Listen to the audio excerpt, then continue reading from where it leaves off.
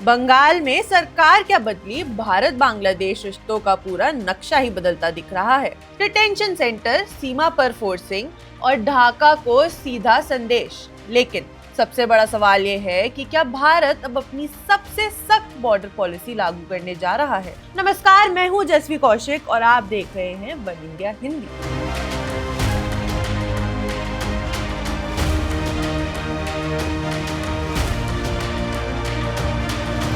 पश्चिम बंगाल में नई सरकार के आते ही भारत बांग्लादेश सीमा को लेकर बड़े फैसले तेजी से लिए जा रहे हैं।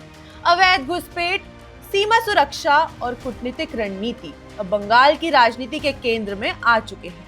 बीजेपी के चुनाव के दौरान अवैध घुसपैठ को बड़ा मुद्दा बनाया गया था और अब सरकार बनने के बाद उस पर कार्रवाई शुरू होती दिखाई दे रही है। राज्य में डिटेंशन सेंटर बनने की तैयारी और सीमा पर फोर्सिंग तेज करने जैसे कदम इस रणनीति का हिस्सा माने जा रहे हैं।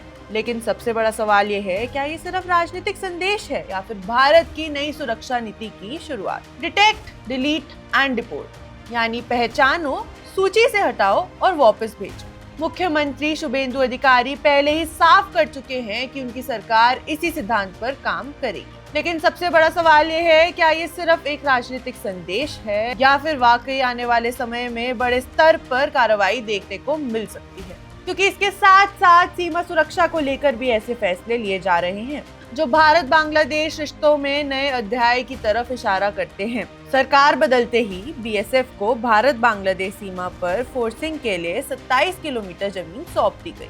सिर्फ इतना ही नहीं, बॉर्डर आउटपोस्ट और बीएसएफ इंफ्रास्ट्रक्चर के लिए भी जमीन दी गई है और अब सिलीगुड़ी सेक्टर में फोर्सिंग का काम शुरू हो चुका है। सूत्रों के मुताबिक शुरुआत में बॉर्डर गार्ड बांग्लादेश ने आपत्ति जताने की कोशिश की, लेकिन भारत की तरफ से साफ संदेश दिया गया कि अब ये न्यू नॉर्मल है, यानी भारत अब सीमा सुरक्षा को लेकर किसी तरह की ढिलाई के मूड में नहीं है। लेकिन इस कहानी का वो पहलू जो सबसे ज्यादा चर्चा में है, वो सिर्फ फोर्सिंग या डिटेंशन सेंटर नहीं है, बल्कि ढाका में भारत के नए हाई कमिश्नर की नियुक्ति और उनकी गतिविधियां हैं। भारत ने पश्चिम बंगाल के वरिष्ठ नेता और पूर्व रेल मंत्री दिनेश त्रिवेदी को बांग्लादेश में अपना नया उच्चायुक्त बनाया है और दिलचस्प बात यह है कि ढाका रवाना होने से ठीक पहले उन्होंने army chief general Upendra Dwivedi से मुलाकात की। अब इस मुलाकात के कई मायने निकाले जा रहे हैं, क्योंकि आमतौर पर किसी राजनयिक की नियुक्ति को सिर्फ कूटनीतिक नजरिए से देखा जाता है, लेकिन यहाँ सुरक्षा एंगल सबसे ज्यादा चर्चा में है। आखिर एक हाई कमिश्नर की आर्मी चीफ से मुलाकात इतनी अहम क्यों मानी जा रही है? क्या भारत बांग्लादेश को सिर्फ दोस्ती का नहीं बल्कि सुरक्षा का भी सख्त संदेश देना चाहता है? दरअसल पिछले कुछ वर्षों में बांग्लादेश के हालात भारत के लिए चिंता का विषय बने रहे। राजनीतिक अस्थिरता, कट्टरपंथी ताकतों के बड़े प्रभाव और भारत विरोधी गतिविधियों ने नई दिल्ली की चिंता बढ़ाई। खासकर उस दौर के बाद जब शेख हसीना को सत्ता से हटाया गया। उसके बाद से भारत लगातार बांग्लादेश की स्थिति पर नजर बनाए हुए है। अब बांग्लादेश में नई सरकार है और भारत की तरफ से रिश्तों को बेहतर बनाने की इच्छा भी दिखाई जा रही है, लेकिन इसके साथ साथ एक सख्त संदेश भी दिया जा रहा है। हाल ही में भारत के मौजूदा उच्चायुक्त ने बांग्लादेश के प्रधानमंत्री तारिक रहमान से मुलाकात के दौरान साफ कहा कि भारत साझा समृद्धि और सहयोग चाहता है, लेकिन सुरक्षा हितों से समझौता नहीं होगा। यानी दोस्ती भी होगी, व्यापार भी होगा, सहयोग भी होगा, लेकिन भारत की सुरक्षा सबसे ऊपर रहेगी।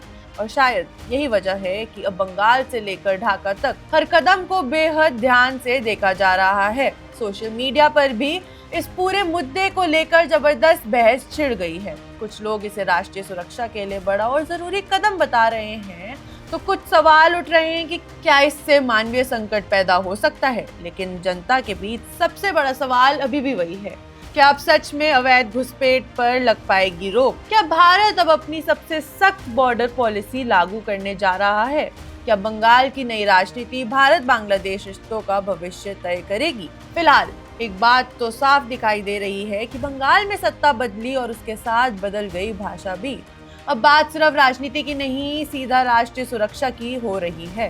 ढाका ये संदेश समझ चुका है, लेकिन क्या आने वाले दिनों में सीमा पर और बड़े फैसले होने वाले हैं? देश की नजर अब इस पर बनी हुई है। आप देख रहे हैं one India Hindi. One India को सब्सक्राइब करें और कोई भी अपडेट मिस ना करें। अभी वन इंडिया ऐप डाउनलोड करें।